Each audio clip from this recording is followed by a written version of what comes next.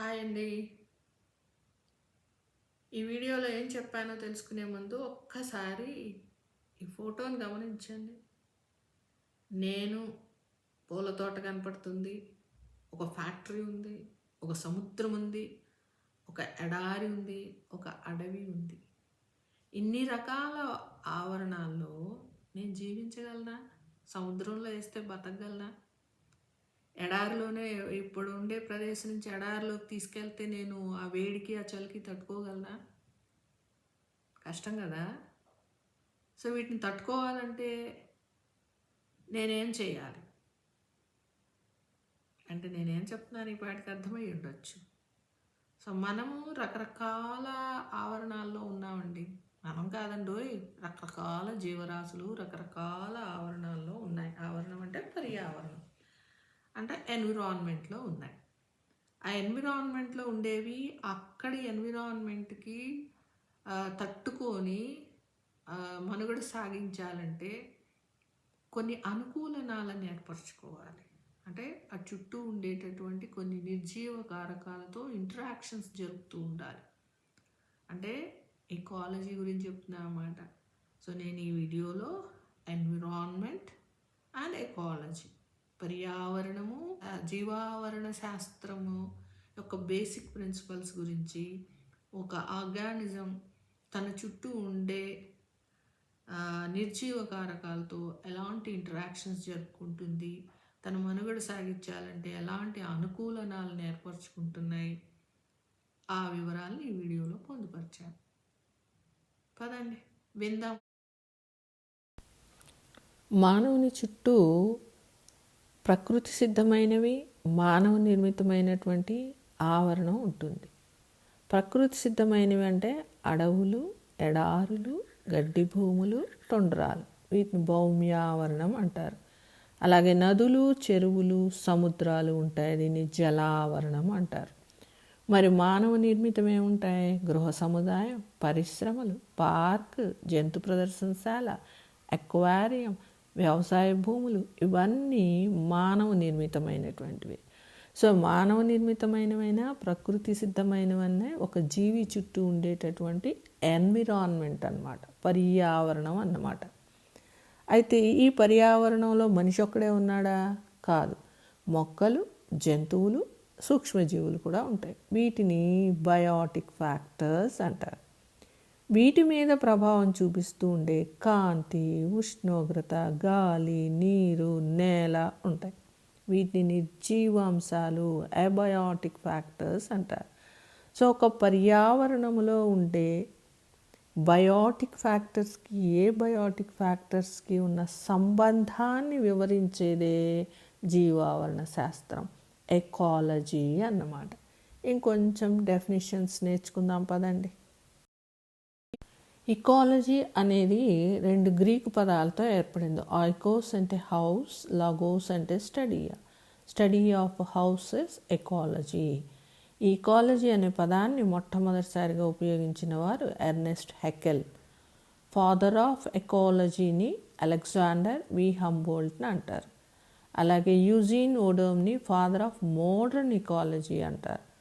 Ramdev Mishra father of Indian ecology. Okay, ఈ environment యొక్క fundamental యూనిట్ని ఈకోసిస్టమ్ అంటారు. సో ఈకోసిస్టమ్ అన్న పదాన్ని మొట్టమొదటిసారిగా వాడింది జీ టాన్స్లీ. సో ఇకాలజీ యొక్క హైరార్కీ ఏముంటుంది అంటే, లెవెల్స్ ఆఫ్ ఆర్గనైజేషన్ ఏముందంటే organism, population, community, ecosystem, biome, biosphere. అలాగే బ్రాంచెస్ ఆఫ్ ఎకాలజీ ఏమున్నాయో చూద్దాం. ఆర్టికాలజీ అంటే ఒక జీవికి పర్యావరణానికి మధ్య గల పరస్పర సంబంధాన్ని వివరించేది ఆర్టికాలజీ. నెక్స్ట్ జాతి యొక్క జనాభాకి, కమ్యూనిటీ, పర్యావరణానికి మధ్య గల పరస్పర సంబంధాన్ని వివరించేది సినికాలజీ. సో ఒక జీవి అయితే ఆర్టికాలజీ, జీవి యొక్క జనాభాకి పర్యావరణానికి గల సంబంధాన్ని చెప్పేది సెనికాలజీ. అర్థమైందా? ఇకాలజీ యొక్క హైరార్కీ అంటే లెవెల్ ఆఫ్ ఆర్గనైజేషన్ ఏముందో చూద్దాం. మొట్టమొదటి స్థాయి ఆర్గానిజం అంటే జీవి లేక జాతి. పర్యావరణానికి అనుకూలంగా జీవిస్తూ ప్రత్యుత్పత్తి చేయగలిగేది. ఉదాహరణకి మానవుడు, మొక్కల్లో మామిడి ఒక జాతి. ఓకే. నెక్స్ట్ పాపులేషన్ అంటే జనాభా. ఒక ప్రాంతములో తాము సంపర్కం జరుపుకొని సంతానాన్ని ఉత్పత్తి చేయగల ఒక జాతి జీవుల సంఖ్య. ఉదాహరణకి మానవ జనాభా. ఒకడైతే ఆర్గానిజం, వాళ్ళ సంఖ్య ఉంటే మానవ జనాభా. నెక్స్ట్ కమ్యూనిటీ అంటే ఒక ప్రదేశంలో జీవించే వివిధ జాతుల సముదాయాన్ని కమ్యూనిటీ అనాలి. ఉదాహరణకి మానవులు, కుక్కలు, పందులు, కోళ్ళు అన్నీ ఒక ప్రాంతంలో ఉంటాయి కదా, ఆ ప్రాంతంలో ఉండే వాటిని ఒక కమ్యూనిటీ అనాలి. నెక్స్ట్ ఈకోసిస్టమ్ అంటే ఒక ప్రాంతంలోని జీవకారకాలకు అంటే బయోటిక్ ఫ్యాక్టర్స్కి, నిర్జీవ కారకాలకు అంటే ఏబయోటిక్ ఫ్యాక్టర్స్కి మధ్య గల సంబంధాన్ని వివరించేది ఈకోసిస్టమ్. ఉదాహరణకి అడవి ఒక ఈకోసిస్టమ్, కొలను ఒక ఈకోసిస్టమ్. నెక్స్ట్ బయోమ్ ఒక భౌగోళిక ప్రాంతంలో ఉన్న సజీవ నిర్జీవ కారకాలను కలిపి బయోమ్ అంటారు. ఉదాహరణకి భౌమ్యావరణ వ్యవస్థ, జలావరణ వ్యవస్థ. నెక్స్ట్ బయోస్పియర్ అంటే భూమి మీద ఉండే మొత్తం బయోమ్లను కలిపి బయోస్పియర్ అంటారు. అంటే భౌమ్యావరణాన్ని జలావరణాన్ని కలిపి బయోస్పియర్ అనాలన్నమాట. అర్థమైందా? సో జీవి అనేది ప్రధాన స్థాయి, మొదటి స్థాయి. జీవుల సంఖ్య జనాభా. రకరకాల జాతులు కలిపితే అది ఒక కమ్యూనిటీ. కమ్యూనిటీలన్నీ ఉండేది ఆవరణ వ్యవస్థలో. కొన్ని ఆవరణ వ్యవస్థలను కలిపి బయోమ్ అనాలి. మొత్తం బయోములు, భూగోళం మీద ఉన్న బయోములన్నింటినీ కలిపి బయోస్పియర్ అనాలి. ఇది ఎకాలజీ యొక్క హైరార్కీ. అర్థమైందా? పర్యావరణం గురించి అర్థం చేసుకోవడానికి కొంచెం సోషల్ చదువుదామే. నాకు కొంచెం తెలుసు, అది మీకు చెప్తాను. భూమి యొక్క రెవల్యూషన్ అండ్ రొటేషన్ అంటే భ్రమణము, పరిభ్రమణం వలన ఋతువులు, కాలాలు, రాత్రి పగలు ఏర్పడతాయి. ఇవన్నీ మీకు తెలుసు. అయితే భూమి తన తలాన్ని కొంచెం కోణంలో అంటే దాదాపు 23.5 డిగ్రీల కోణంలో వంగి సూర్యుని చుట్టూ తిరగటం వల్లనే మనకి ఆ ఋతువులు ఏర్పడుతున్నాయి, ఉష్ణోగ్రతలో మార్పులు వస్తున్నాయి అన్నమాట. అంతేకాకుండా భూమధ్య రేఖ అంటే మనం ఇప్పుడు ఉత్తర ధ్రువానికి దక్షిణ ధ్రువానికి మధ్య ఉన్నటువంటి ప్రదేశాన్ని ఊహా రూపంగా కొన్ని రేఖలు గీసుకున్నాం. వాటిని అక్షాంశాలు అంటే లాటిట్యూడ్స్, రేఖాంశాలు అంటే లాంగిట్యూడ్స్ అంటున్నాం. ఇక్కడ అక్షాంశ రేఖలు ఏమున్నాయో చూద్దాం. 0 డిగ్రీ దగ్గర ఉన్నదాన్ని ఈక్వేటర్, భూమధ్య రేఖ అంటారు. 23.5 డిగ్రీల నార్త్ వైపు, ఉత్తరం వైపు ఉన్నదాన్ని కర్కాటక రేఖ లేదా ట్రాపిక్ ఆఫ్ క్యాన్సర్. అలాగే 23.5 డిగ్రీల సౌత్ వైపు ఉన్నదాన్ని మకర రేఖ లేదా ట్రాపిక్ ఆఫ్ క్యాప్రికార్న్ అంటారు. పైన ఇంకా మధ్యలో అక్షాంశాలు ఉన్నాయి, కానీ ముఖ్యమైన అక్షాంశ రేఖ 66.5 డిగ్రీల నార్త్ వైపుది, 66.5 డిగ్రీల సౌత్ వైపుది. వాటిని ఆర్కిటిక్ సర్కిల్, అంటార్కిటిక్ సర్కిల్ అంటారు. అయితే ఈ రేఖల మధ్యలో ఉండే ప్రదేశము వాటి యొక్క ఉష్ణోగ్రతను బట్టి, వర్షపాతాన్ని బట్టి వాటిని కొన్ని జోన్స్గా విభజించడం జరిగింది. భూమధ్య రేఖకు ఆ tropic of cancer, tropic of క్యాప్రికార్న్కి మధ్యలో ఉన్నదాన్ని ఉష్ణమండల మండలం, ట్రాపికల్ జోన్ అంటారు. ఆర్కిటిక్ వలయానికి కర్కాటక రేఖ మధ్య ఉన్న, మళ్ళీ ట్రాపిక్ ఆఫ్ క్యాప్రికార్న్కి అంటార్కిటిక్ సర్కిల్ మధ్యలో ఉన్న ప్లేస్ని టెంపరేట్ జోన్ అనాలి, సమశీతోష్ణ మండలం. అలాగా ఆర్కిటిక్ వలయం ధ్రువాలకు మధ్యలో ఉన్నదాన్ని ఆర్కిటిక్ జోన్ అని, కింద దాన్ని అంటార్కిటిక్ జోన్ అని అంటారు. సో ఈ అక్షాంశాల విలువ పెరిగిన కొద్దీ లేదా భూమి నుండి ఎత్తుకుపోయిన కొద్దీ ఉష్ణోగ్రత తగ్గుతుంది, ప్రెసిపిటేషన్ అంటే వర్షపాతం కూడా తగ్గుతుంది. సో ఉష్ణోగ్రత, వర్షపాతం అనే నిర్జీవ కారకాల ప్రభావం వలననే ఏ రకమైన మొక్కలు పెరగాలో నిర్ణయించబడుతుందన్నమాట. సో ఉష్ణమండల అడవులు, సమశీతోష్ణ మండల అడవులు, గడ్డి భూములు, ఎడారులు, టండ్రాలు ఇవన్నీ ఏర్పడడానికి కారణం ఏం చెప్పాను? అక్షాంశాలు ఇంకా ఎత్తు, ఈ 2 ఫ్యాక్టర్స్, ఇంకా భూమి యొక్క వంపు, ఆ భూ పరిభ్రమణం అంటే రెవల్యూషన్లో సూర్యుడి చుట్టూ తిరిగేటప్పుడు వంగి ప్రయాణించడం వలన ఆ ఉష్ణోగ్రత భేదాలు వస్తున్నాయి. దాని వలననే ఫ్లోరా అండ్ ఫోనా కూడా మారిపోయిందన్నమాట. అర్థమైందా? తర్వాత ఒక్కొక్క కారకం ఎలాంటి ప్రభావం చూపిస్తుందో తెలుసుకుందాం. ఇప్పుడు మనం ఒక ఆర్గానిజం లెవెల్ ఎలా ఉంటుందో చూద్దాం. ఆర్గానిజం అంటే ఒక జీవి, ఒక జాతి. దాని మీద రోగకారక జీవులు కానీ, పారాసైట్స్ కానీ, ప్రిడేటర్స్ కానీ, కాంపిటీటర్స్ అంటే పోటీదారులు కానీ పనిచేస్తూ ఉంటాయి. అంటే వాటితో కలిసి జీవించాలి. సో వాటిని బయోటిక్ ఫ్యాక్టర్స్ అంటారు. అవి జీవించాలి, సరిగ్గా జీవి పెరగాలంటే వాటి మీద కాంతి, ఉష్ణోగ్రత, నీరు, నేల ప్రభావం చూపెడతాయి. వాటిని ఏబయోటిక్ ఫ్యాక్టర్స్ అంటారు. సో మొత్తం మీద ఒక జీవి మీద సజీవ కారకాలు, నిర్జీవ కారకాలు పనిచేస్తాయి. వాటితో పోటీ పడుతూ ఇది మనుగడ సాగించాలన్నమాట. సో ఒక్కొక్క ఫ్యాక్టర్ గురించి వివరంగా చూద్దాం.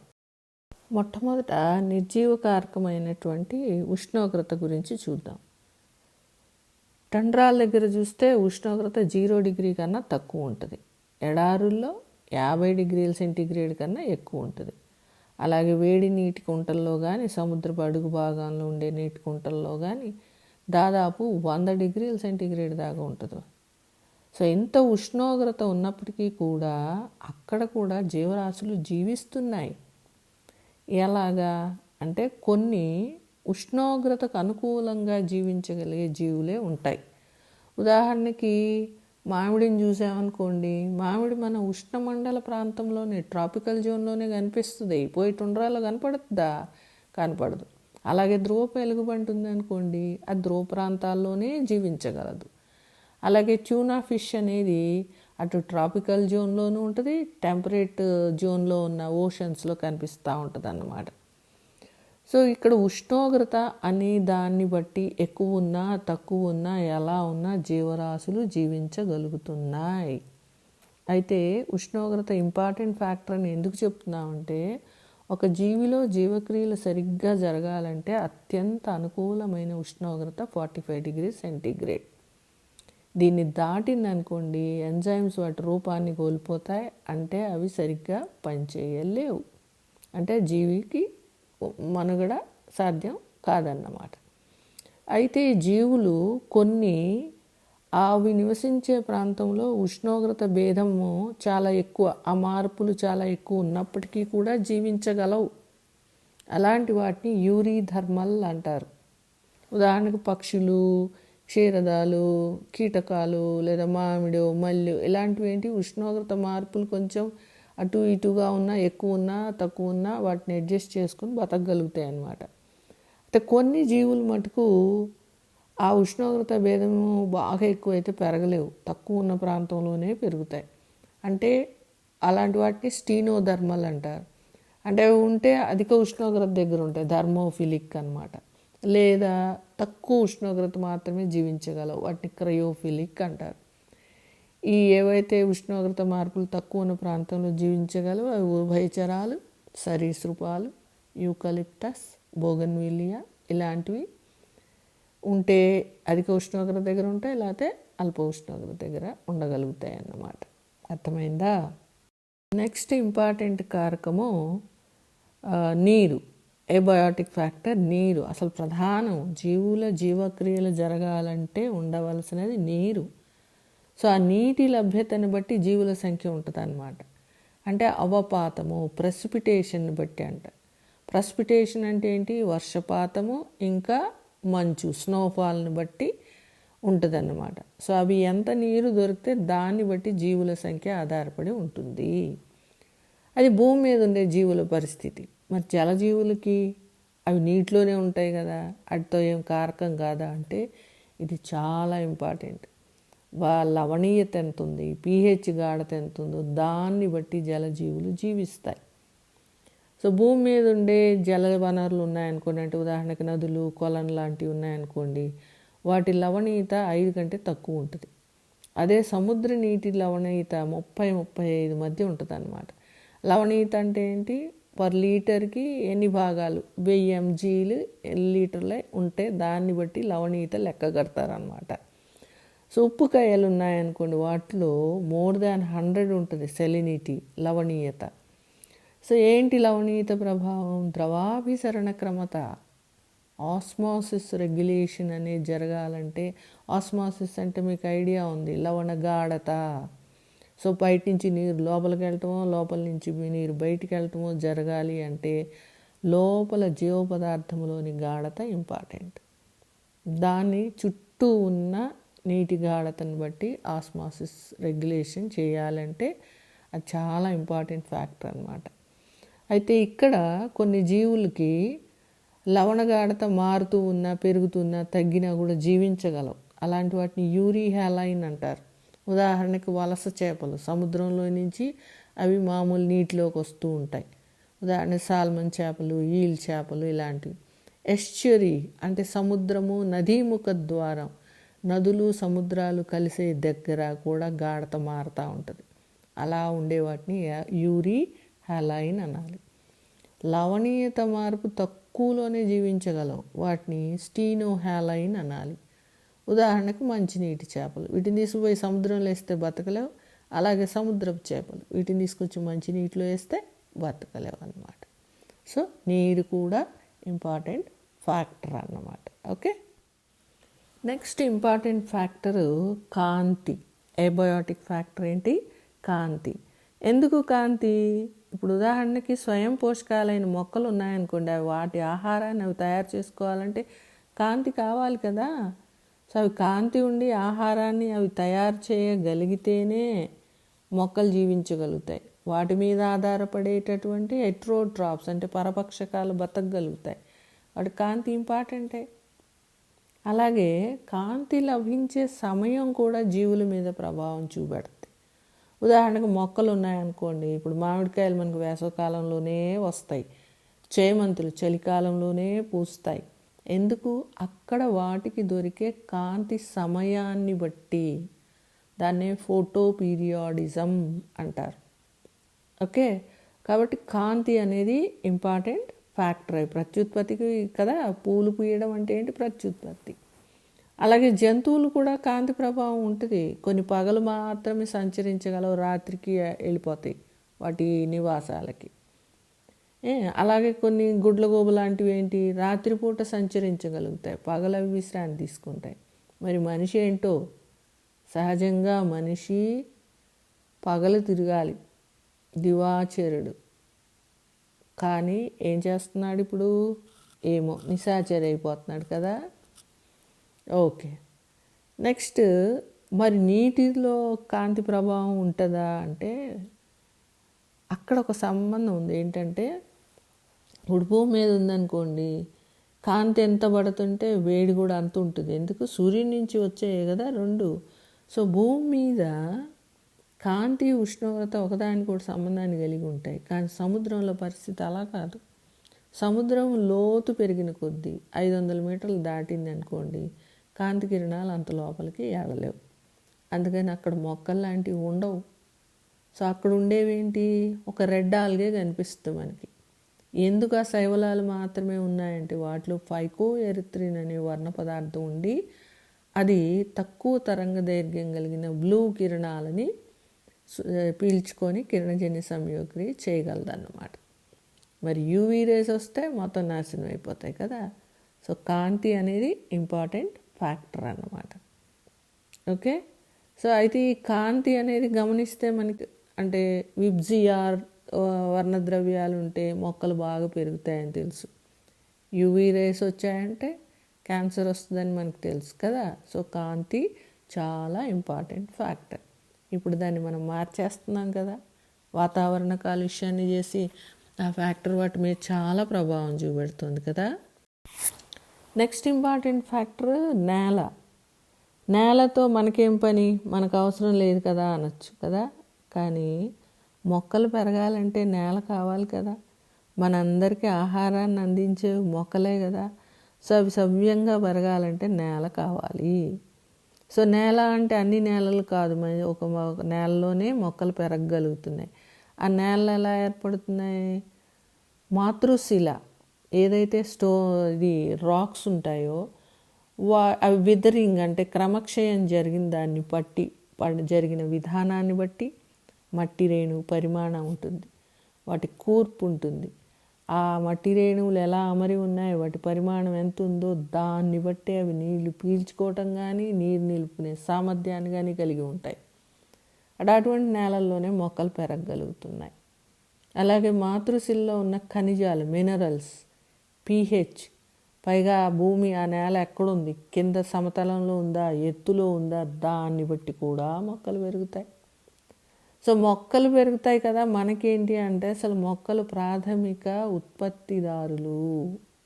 ఒక ప్రాంతంలో మొక్కలు బాగా పెరిగాయి అంటే అవే ప్రైమరీ ప్రొడ్యూసర్స్. వాటి మీద హెట్రోట్రాఫ్స్, పరభక్షకాలు, శాకాహారులు, వాటి మీద మాంసాహారులు బతుకుతూ ఉంటాయి. వాటన్నిటిని డీకే చేసే డికంపోజర్స్ ఉంటాయి. అవన్నీ ఉంటేనే కదా మళ్ళీ తిరిగి మొక్కలకు ఆహారం అందేది. కాబట్టి నేల అనేది కూడా ముఖ్యమైన కారకం అని చెప్పచ్చు మనం కదా. దీన్ని కూడా చెడగొడుతున్నామేమో మనం.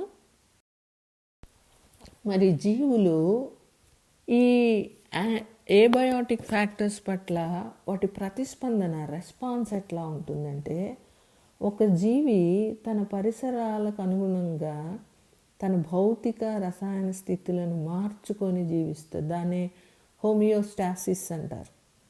అంటే వర్షాకాలం వస్తుంది, వేసవకాలం వస్తుంది, వింటర్ సీజన్ వస్తుంది, ఇట్లో టెంపరేచర్ మారిపోతూ ఉంటుంది, వర్షపాతం ఎక్కువ తగ్గుతూ ఉంటుంది.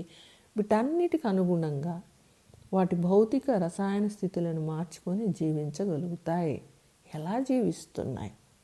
సో ఏవైతే అవి మార్చుకొని జీవించగలుగుతాయో అవే ముందు ముందు మనుగడ సాగిస్తాయి. వాటి లక్షణాన్ని తర్వాత తరానికి అందించి ప్రత్యుత్పత్తి చేయగలుగుతాయో ఆ జాతి అభివృద్ధి చెందుతుంది. అది చేయలేకపోయినా ఈ ప్రకృతి వర్ణంలో పోరాటంలో ఓడిపోతాయి అన్నమాట. సో అవి ఎలా చేస్తాయో చూద్దాం. మొట్టమొదటిది రెగ్యులేట్, అంటే శరీర ఉష్ణోగ్రతని, ద్రవాభిసరణ క్రమతని నియంత్రించుకొని జీవిస్తాయి, కంట్రోల్ చేసుకుంటాయి. పక్షులు, క్షీరదాలు ఉన్నాయనుకోండి, వాటి శరీర ఉష్ణోగ్రతని అవి నియంత్రించుకుంటున్నాయి. వెంట్రుకలు ఉన్నాయి, ఈకలు ఉన్నాయి. సో బయట ఉన్నటువంటి ఉష్ణోగ్రత ప్రభావం పడకుండా అవి చేసుకుంటున్నాయి. ఇంకొకటి ఏంటంటే, ఇప్పుడు ఫర్ ఎగ్జాంపుల్ మనిషిని చూసామనుకోండి, ఆల్మోస్ట్ మ్యామల్స్లో శరీర ఉష్ణోగ్రత 37 degrees Celsius ఉంటుంది, లేదా 98.4 degrees బాడీ హీట్ ఉంటుంది. సో సమ్మర్లో బయట వేడి పెరుగుద్దిగా, అప్పుడు మన బాడీ ఉష్ణోగ్రత కూడా పెరగాలి కదా, కానీ పెరగనీయకుండా అప్పుడు చెమట పట్టిస్తుంది ఎక్కువ. చలికాలంలో టెంపరేచర్ పడిపోతూ ఉంటుంది, అప్పుడు వణికిస్తుంది. కండరాలు వణికించడం వలన ఉష్ణం పుడుతుంది. సో దాంతో వేడిని పొందగలుగుతున్నాయి అన్నమాట. సో వణికించడము, చెమట పట్టడం వలన అవి వాటి యొక్క శరీర ఉష్ణోగ్రతని రెగ్యులేట్ చేసుకుంటున్నాయి. ఓకే, అందుకే అవి పరిణామంలో ముందుకెళ్ళినాయి అన్నమాట. నెక్స్ట్ రకము కన్ఫర్మ్, అంటే ఇవి ఎక్కువ శాతం ఈ జీవులు ఏవి కూడా శరీర ఉష్ణోగ్రతని క్రమపరచుకోలేవు. అంటే పరిసరాలకు తగ్గట్టుగా వాటి ఉష్ణోగ్రతను మార్చుకుంటాయే తప్ప వాటి శరీర ఉష్ణోగ్రతని స్థిరపరచుకోలేవు అన్నమాట. మరి ఎలా చేస్తాయి అంటే థర్మో రెగ్యులేట్ చేస్తాయి. ఎలా అంటే ఉష్ణాన్ని బయటికి పంపించడం వలన ఉష్ణోగ్రతని కంట్రోల్ చేసుకుంటున్నాయి అన్నమాట. అందుకనే మనం ధ్రువ ప్రాంతాల్లో చూస్తే కనుక మనకి ఎక్కువ చిన్న జంతువులు ఉండవు. ఎందుకు ఉండవు అంటే, ఇప్పుడు ఒక చిన్న జంతువుని చూసామనుకోండి, దాని యొక్క బరువుతో, దాని యొక్క ఘనపరిమాణంతో పోలిస్తే దాని చర్మ వైశాల్యం ఎక్కువ ఉంటుంది చిన్న జంతువులు. పెద్ద జంతువుల్లో వైశాల్యం తక్కువ ఉంటుంది. సో వైశాల్యం ఎక్కువ అయింది అంటే ఒక్క ఎలుక ఎంత ఉందో 1 kg ఎలుక ఉందనుకోండి, ఆ 1 kg ఎలుక యొక్క ఏనుగు మాంసాన్ని కనుక 1 kg చూస్తే దాని చర్మ వైశాల్యం కన్నా దీని చర్మ వైశాల్యం ఎక్కువ ఉంటుందా ఉండదా? సో ఎక్కడైతే చర్మం ఎక్కువ ఉంటుందో అప్పుడు ఉష్ణోగ్రత కోల్పోవటం ఎక్కువ అవుతుంది, వేడి బయటికి వెళ్ళిపోద్ది అన్నమాట. అందుకని ధ్రువ ప్రాంతంలో మనకి చిన్న జంతువులు కనిపించవు అన్నమాట. పరిసరాలకు తగ్గట్టుగా మొక్కలు కూడా పెరుగుతాయి. ఓకే, సో మరీ ఉష్ణోగ్రత భేదం బాగా ఎక్కువైపోయింది, అవి మార్చుకోలేకపోయినాయి అనుకోండి, అవి వేరే ఇతర మార్గాల్ని అనుసరిస్తాయి అన్నమాట. అవేంటో చూద్దాం పద. ఆ ఇతర పద్ధతుల్లో మొట్టమొదట మనం చెప్పుకోవాల్సింది మైగ్రేషన్. అక్కడ పరిస్థితులు సరిగ్గా లేవు అంటే వెంటనే వేరే ప్రాంతానికి వలసపోతాయి. ఉదాహరణకి సైబీరియన్ కొంగల్ని చూసామంటే అవి నార్త్ వైపు నుంచి వస్తూ ఉంటాయి, ఈ రష్యా దేశం వైపు నుంచి వస్తూ ఉంటాయి. అక్కడ ఎప్పుడైతే వింటర్ సీజన్ ఉందో, చలి బాగా పెరిగిపోయిందో, వాటిని తట్టుకోవడానికి మన దేశానికి వలస వస్తాయి ఆ పక్షులు ఎగురుకుంటూ. రాజస్థాన్లోని భరత్పూర్కి చేరతాయి అన్నమాట. సో వాటికి అనుకూలమైన ప్రాంతాలకి వెళ్ళిపోతూ ఉంటాయి, అది మైగ్రేషన్. నెక్స్ట్ సస్పెండ్ చేయొచ్చు అంటే ఏం చేస్తాయి? నెంబర్ 1 డార్మెన్సీ ఉంటుంది, అంటే నిద్రాణ స్థితి. ఇప్పుడు ఉదాహరణకి బ్యాక్టీరియా కానీ ఫంగై కానీ అంతదాకా ఎందుకు, మొక్కల విత్తనాలు అవి కాయ నుంచి పడగానే మొలకెత్తవు. అనుకూల పరిస్థితులు వచ్చి నీరు లభ్యమయ్యేంత వరకు అవి నిద్రాణ స్థితిలోనే ఉంటాయి, డార్మెంట్ స్టేజ్లోనే ఉంటాయి. ఎప్పుడైతే వాటికి అనుకూల పరిస్థితులు వచ్చినాయో అప్పుడే మొలకెత్తుతాయి. ఓకే. అలాగే నెక్స్ట్ జంతువుల్లో గమనిస్తే మనం శీతాకాల సుప్తావస్థ, దాన్ని హైబర్నేషన్ అంటారు. ఫర్ ఎగ్జాంపుల్ ధ్రువపు ఎలుగుబంటి, అది ఆహారం లభించినంతసేపు బాగా ఆహారాన్ని తీసుకొని దాని శరీరంలో కొవ్వుని ఏర్పరచుకొని చలికాలం రాగానే మంచు బొరియలు చేసేసుకొని లోపల భూమి లోపల వెచ్చగా ఉండి దాని కొవ్వుని ఆహారంగా వాడుకుంటూ దాని జీవితాన్ని గడిపేస్తుంది వింటర్ సీజన్ వరకు. అది వెళ్ళగానే అది బయటకు వస్తుంది. సో చలికాలాన్ని దాటేస్తుంది, దాన్ని హైబర్నేషన్ అంటారు. అలాగే కప్పలు, కొన్ని రకాల చేపలు ఏం చేస్తాయంటే వేసవకాలాన్ని తప్పుకోవడానికి అవి బొరియల్లో దాక్కుంటాయి అన్నమాట. దాన్ని ఎస్టివేషన్, గ్రీష్మకాల సుప్తావస్థ అంటారు.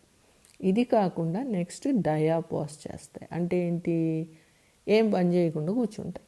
ఇలాగా ఎక్కడైతే అనుకూల పరిస్థితులు లేవో అవి వెంటనే వాటి చుట్టూ కవచాన్ని ఏర్పరచుకొని లోపల విశ్రాంతి దశలో ఉండిపోతాయి. ముఖ్యంగా జంతు ప్లవకాల్లో, జూ ప్లాంక్టాన్లో చూడవచ్చు. ఈ రోటిఫర్ కానీ టార్డిగ్రేడ్, ఈ టార్డిగ్రేడ్ అంతరిక్షంలో కూడా వెళ్ళి అక్కడ కూడా జీవించగలిగింది.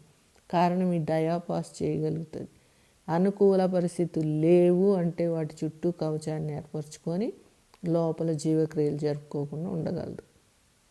తర్వాత మళ్ళీ అనుకూల పరిస్థితులు వచ్చినప్పుడు జీవంతో మళ్ళీ తిరగగలుగుతాయి. అంటే వీటికి చావు లేదనే కదా అర్థం కదా. అయితే ఆశ్చర్యకరమైన విషయం ఏంటంటే అసలు ఇవి ఎలా ఉండగలుగుతున్నాయి? ఆ లక్షణాన్ని అవి జీన్స్ ద్వారా ఇస్తున్నాయి అంటే వాటిలో జెనెటికల్ మార్పులు జరిగి అవి ఏవైతే కొత్త లక్షణాలను ఏర్పరచుకున్నాయో అవి తరానికి ఇవ్వగలుగుతున్నాయి. సో ఎలా ఉండగలుగుతున్నాయి అంటే ఆ వాతావరణానికి తగ్గట్టుగా అవి కొన్ని మార్పులు చెందుతున్నాయి. వాటిని అనుకూలనాలు అంటారు. సో ఒక జీవి ఒక వాతావరణంలో సర్దుకు జీవించాలంటే శరీర నిర్మాణంలో కానీ, అంటే మార్ఫాలజీలో కానీ, శరీర ధర్మశాస్త్రంలో కానీ, అంటే ఫిజియోలాజికల్గా కానీ, ప్రవర్తనలో కానీ, అంటే బిహేవియరల్గా కానీ మార్పులు తెచ్చుకుంటేనే అవి అప్పటి వాతావరణానికి అనుకూలంగా జీవించగలుగుతాయి. వాటికి కొన్ని ఉదాహరణలు చూద్దాం. ఫస్ట్ది బాహ్యాంతర శరీర నిర్మాణంలో అనుకూలనాలు ఏమున్నాయి? శీతల ప్రాంతంలో ఉండే జంతువులకు చిన్న చెవులు, పొట్టి కాళ్ళు ఉంటాయి. చెవులు చిన్నగా, కాళ్ళు పొట్టిగా ఉండేటోడికి ఉష్ణ నష్టాన్ని తగ్గించుకుంటాయి అన్నమాట. అలాగే శీతల ప్రాంతంలో సముద్రాల్లో ఈదేటటువంటి సీల్ లాంటి జంతువులకి బ్లబ్బర్లని, క్రొవ్వుని చర్మం కింద దాచుకుంటాయి. అవి ఇన్సులేటర్లుగా పనిచేస్తాయి, అంటే లోపల ఉన్న ఉష్ణాన్ని బయటికి పోనీయవన్నమాట.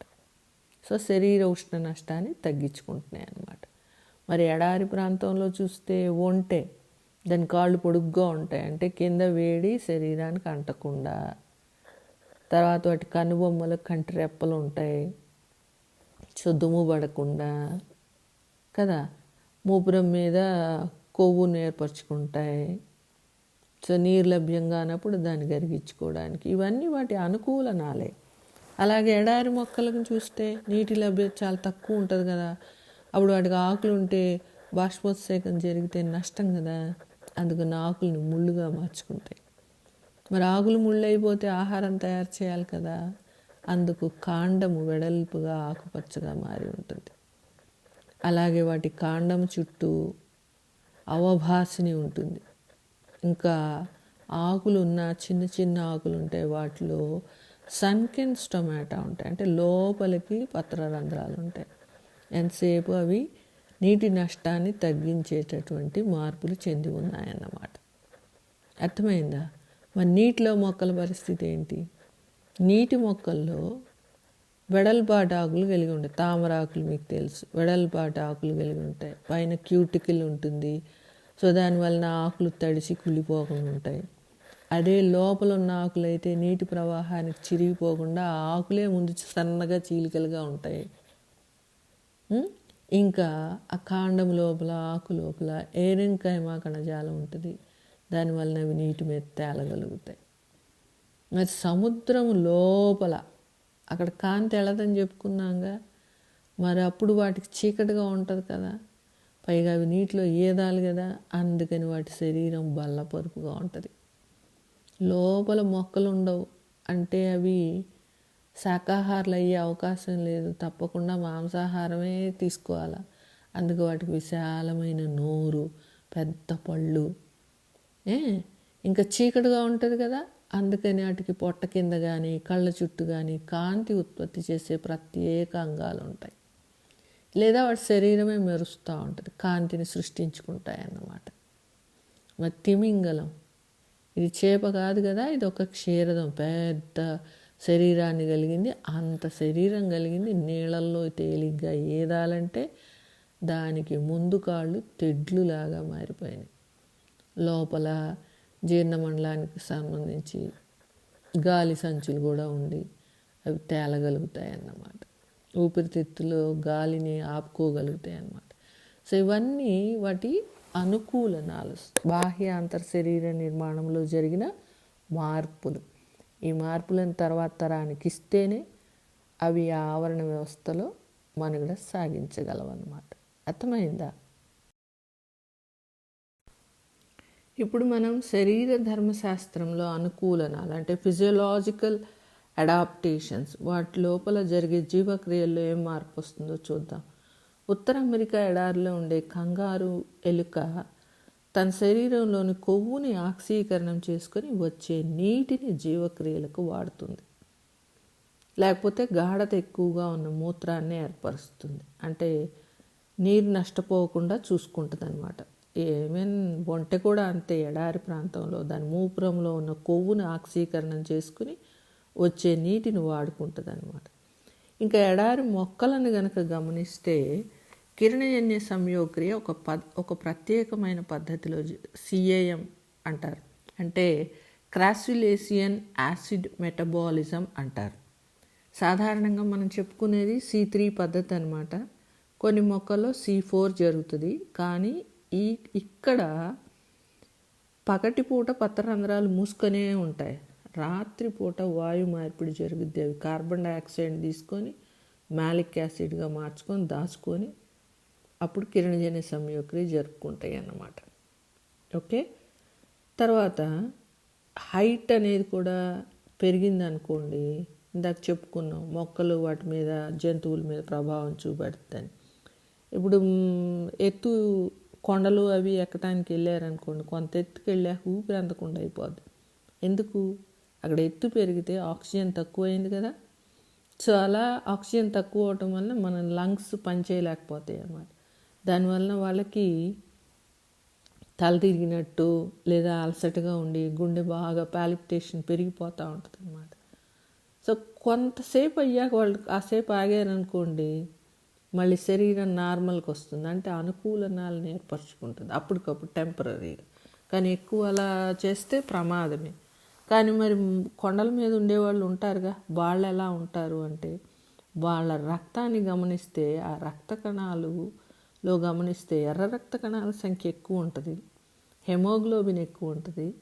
దానివల్ల వాళ్ళు ఎక్కువ ఆక్సిజన్ ఎక్కువ ఉపయోగించుకోగలరు అన్నమాట. ఓకే, అలాగే అంటార్కిటికా ప్రాంతం అంటే ఏంటి? అది ఫ్రీజింగ్ జోన్. అసలు అక్కడ ఎప్పుడూ మంచే ఉంటుంది కదా, మరి అక్కడ చేపలు ఉంటాయి. అవి ఎలాగా యాంటీ ఫ్రీజింగ్ ప్రోటీన్స్ని కలిగి ఉంటాయి. సో అందువలన ఏంటంటే వాటి లోపల ఉండేటటువంటి ద్రవ పదార్థాలు ఏవి గడ్డకట్టవు అన్నమాట. ఓకే, అలాగే ఆర్కీ బ్యాక్టీరియా అనేటటువంటివి ఉష్ణ జలాల్లో హాట్ వాటర్ స్ప్రింగ్స్లో ఉంటాయి. 100 డిగ్రీల సెంటీగ్రేడ్ కన్నా టెంపరేచర్ ఎక్కువ ఉంటుంది. మరి అవి ఎక్కడ ఎలా బతకగలిగాయి అంటే వాటి చుట్టూ ఒక ప్రత్యేకమైన కణకవచాన్ని ఏర్పరచుకుంటాయి. పెప్టిడోగ్లైకాన్ అనే పదార్థం ఉండటం వలన అవి ఉష్ణోగ్రతని తట్టుకోగలుగుతున్నాయి అన్నమాట. సో ఇవి ఫిజియోలాజికల్ అడాప్టేషన్స్. ఓకే, ఇక చివరిది బిహేవియరల్ అడాప్టేషన్స్, అంటే ప్రవర్తనలో అనుకూలనాలను ఏర్పరచుకుంటాయి. ఉదాహరణకి డెజర్ట్ లిజర్డ్ అంటే ఎడారి తొండ జాతికి చెందిన చూస్తే శరీరంలో ఉష్ణోగ్రత తగ్గినట్టు అనిపించగానే అది వెళ్ళి ఎండలో ఉంచి శరీరాన్ని వెచ్చపరుచుకుంటుంది. శరీరం వేడెక్కింది అనుకోండి, వెంటనే నీళ్ళలోకి వెళ్ళిపోద్ది. మనం అంతే కదా, సమ్మర్ వచ్చిందంటే ఎండకు తట్టుకోలేకపోతున్నాం అని ఇంట్లోనే ఉండి ఏసీలు వేస్తున్నాం కదా, వింటర్ వచ్చేటప్పటికి స్వెటర్లు వేస్తున్నాం, అవునా కదా. ఎడారిలో ఉండే శాండ్ గ్రౌజ్ అనే పక్షట ఒయాసిస్ని వెతుక్కుంటూ వెళ్ళి అది నీళ్ళు తాగి కొంత నీటిని దాని కడుపులో ఉండే క్రాప్ అనే ఆ భాగంలో దాచుకొని వచ్చి దాని పిల్లలకు తాగిస్తుందట. అది వింతే కదా. అలాగే గబ్బిలాలు, ఈ గబ్బిలాలు అనేవి ఏంటి, నిశాచరులు, రాత్రిపూట చెల్లిస్తాయి. అయితే ఇవి ఎక్కడ ఉంటాయి, ఎక్కువగా గుహల్లో ఉంటాయి, చీకటి ప్రదేశాల్లో ఉంటాయి.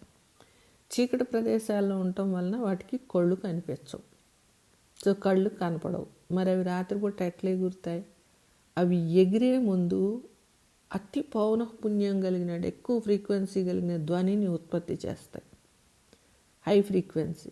దానివలన ఆ తరంగాలు అలా వెళ్ళి ఏదైనా అవరోధం అడ్డం వచ్చింది అనుకోండి, ఈకో వస్తుంది కదా, దాన్ని బట్టి ఆ దూరాన్ని బట్టి తనకి అడ్డం ఎంత దూరంలో ఉందో అది లెక్క కడుతుందట.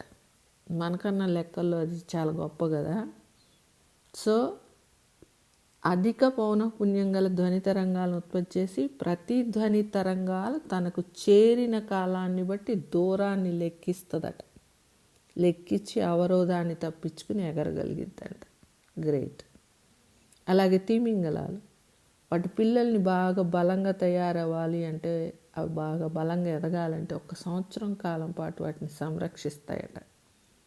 పైగా వాటిని రక్షించడానికి రకరకాల ధ్వనులను ఉత్పత్తి చేసి వాటికి సంకేతాలను అందజేస్తాయి. సో ఏ అనుకూలనాన్ని ఏర్పరచుకున్నా గుర్తుపెట్టుకోండి, అవి తర్వాత తరానికి అందించగలగాలి. అర్థమైందా? సో ఈ వీడియోలో నేను ఇకాలజీ హైరార్కీలో ఆర్గానిజం లెవెల్ గురించి ఎక్స్ప్లెయిన్ చేశాను. చూడండి, జీవులు వాటి పరిసరాలకు అనుగుణంగా బతకడానికి అవన్నీ అనుకూలనాలను ఏర్పరచుకొని జీవనాన్ని సాగిస్తున్నాయో. సో మనం చేసే పనుల వలన ఉష్ణోగ్రత ఇప్పుడు పెరిగిపోతుందని చెప్పుకున్నాం, మంచు కొండలు కరుగుతాయి అంటున్నాం కదా.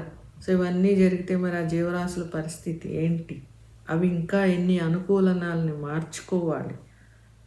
సో వాటిని మనం ఎన్నిటిని మనం ఇబ్బందుల్లోకి నెట్టేస్తున్నాము ఒక్కసారి ఆలోచించండి. ఆలోచిస్తారు కదా.